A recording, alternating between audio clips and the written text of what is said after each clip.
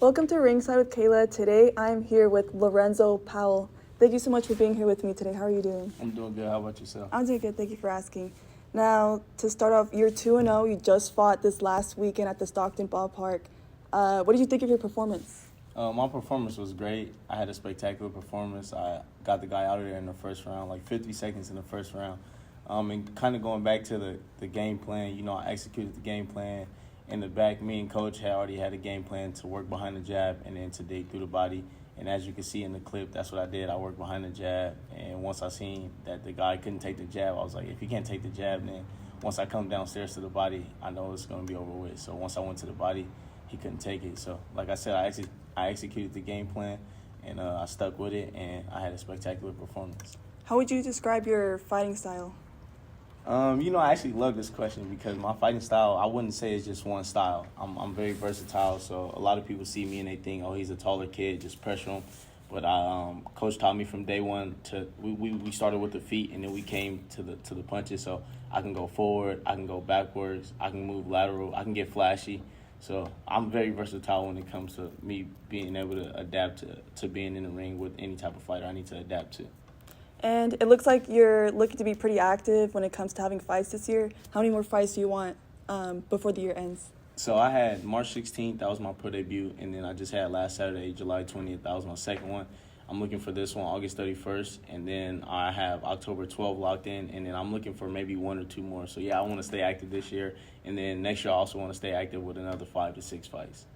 And you're from Sacramento. What does it mean to represent Sacramento every single time you step into the ring? It means a lot. A lot of people don't know, and some do know. Sacramento was actually it was a big boxing city. A lot of people used to come out when the shows used to be there at downtown, and I want to kind of bring that back. Me and Coach Marty wants to bring that back. I got a lot of support behind me. A lot of people stand behind me. So me and Coach definitely want to bring that back to where people are coming out and showing out when we have shows there again. So that's the goal.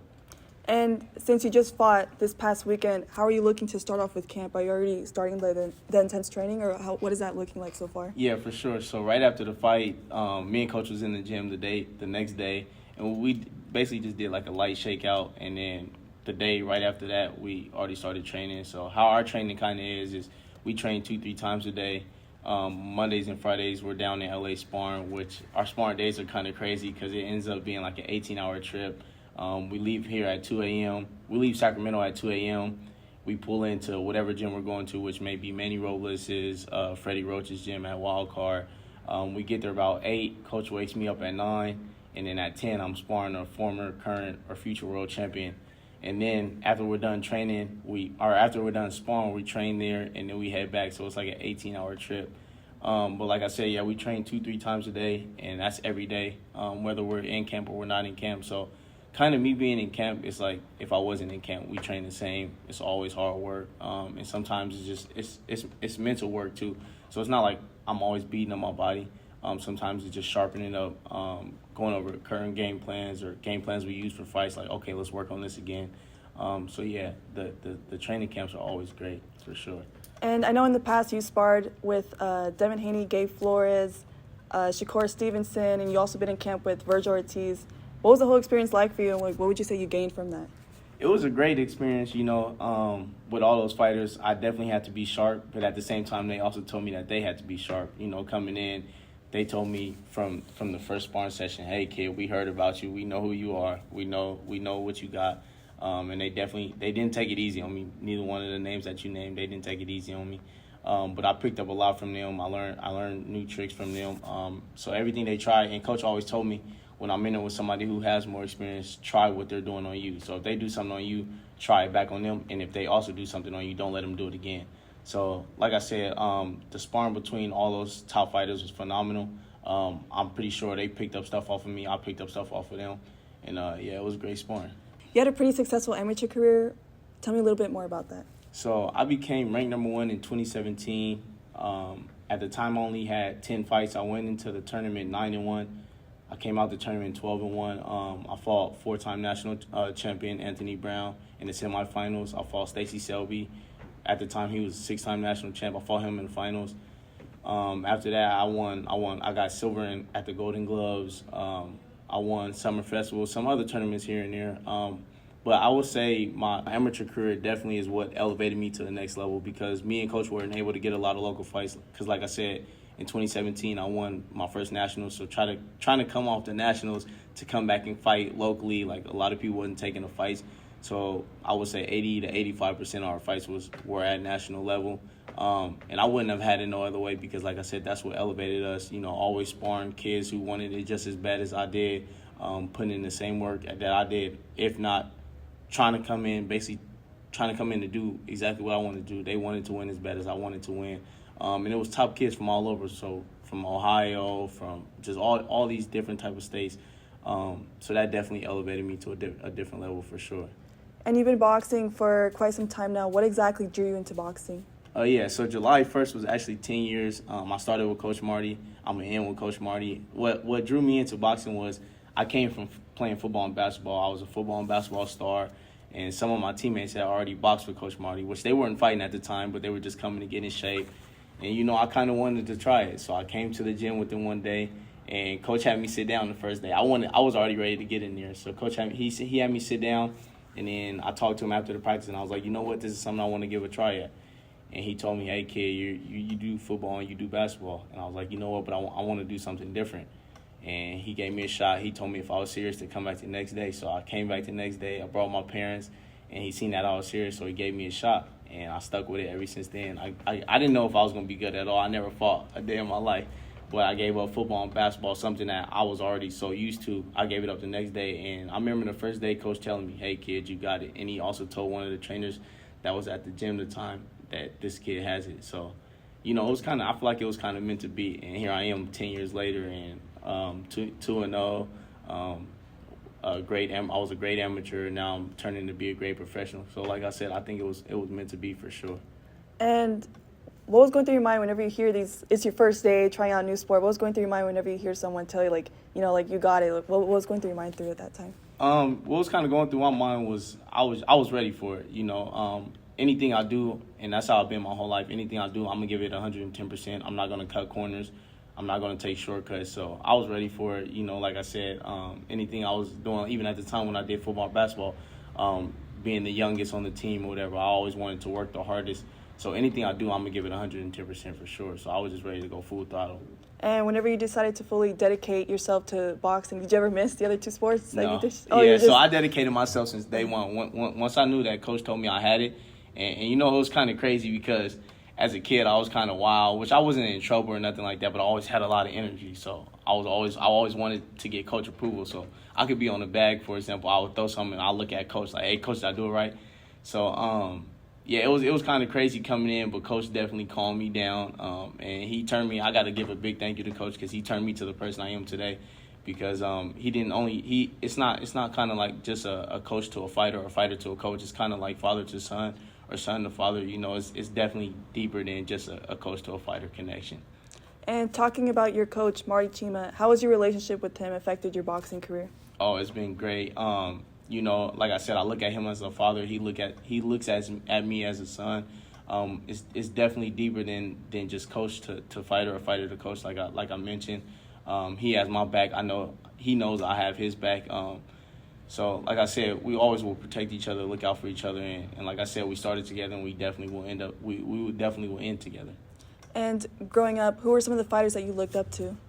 One of the big fighters that I looked up to growing up was Shakur Stevenson, especially because after I won nationals, I went to the Olympic Training Center. And that was one of the first, known pros that I worked with. So after I worked with him, I always went home, watched his videos, watched his training, and that helped me mentally too. Because then it just pushed me to another level. After being in the ring with him, I was like, okay, I know what it takes, and I know what it takes to get to the level that he's at. And how has the support from your family benefited your career? Oh, it was great. At the beginning, it's always been great, but at the beginning, they were nervous for me to box, because football and basketball, you can get injured. It's a contact sport, but boxing is a lot different. You got somebody in there trying to knock your head off. So they definitely were nervous when I first came into the sport, but the support behind me always has been great. I always had my dad, my mom, my granny, my uncles always supporting me and always standing behind me because they don't force me to do anything. They don't they're not like some of the parents where they try to have you live through their legacy. They support me anything I want to do because they know I'm going to do it 110%. So the support behind them has definitely been real. They always make sure me and Coach are straight. They make sure we're good. Anything we need, they get done. So I definitely have to thank them for the support. And what was your parents' reaction to you starting off in the sport of boxing? They were nervous. They for sure. I don't know if they really wanted me to fight at the time, but kind of how me and Coach won them over was one time Coach had them come to the gym, and they were super nervous. He had them come just to watch, and it was going to be on the day that we were going to spar. And he said, you know what, just take a deep breath. You're going to watch them spar, and then you can say what you think afterwards. And then they see me spar, and they was jumping up and down. And it was kind of like, okay, we know that he has it now. They always stood behind me. But after they seeing me spar and seeing that I actually had what it took, then it was like, okay, now we're really, really behind you. So, what are some goals and accomplishments that you want to achieve for yourself later on? I want to definitely become undisputed at whatever weight class I'm at. So I just moved up from 130 recently. Now I'm fighting at 135, and I will be fighting at 135, and I plan to fight at 135 for a few years. So I would like to become undisputed at that weight class and then also undisputed at whatever weight classes I go up to. Studying your amateur career earlier, you stayed at the same weight division for a while, or tell me a little bit about that. Yeah, so since 2017, from 2017 to 2022, I fought at 132. So for those years, I was basically weighing the same weight. I was always ranked number 1 or 2 at that weight division. So every time the kids came, they already knew, okay, we know who Lorenzo Powell is. And then a lot of people used to ask me, dang, how aren't you, gaining weight out? But it's just my discipline. I'm disciplined day in, day out. Kind of as I mentioned earlier, I don't only train hard when it's training camps. Like I said, year-round, me and Coach are in the gym 2-3 times a day. We're in there 2-3 hours a day. And like I said, it's not always hard work, but it's my mental. That's one of my greatest aspects. Like, a lot of people see me and, oh, you got speed, you got power, but it's my mental. If I didn't have my mental, then it's like the speed and the power can only last so long. So that definitely helped me, my discipline, for sure.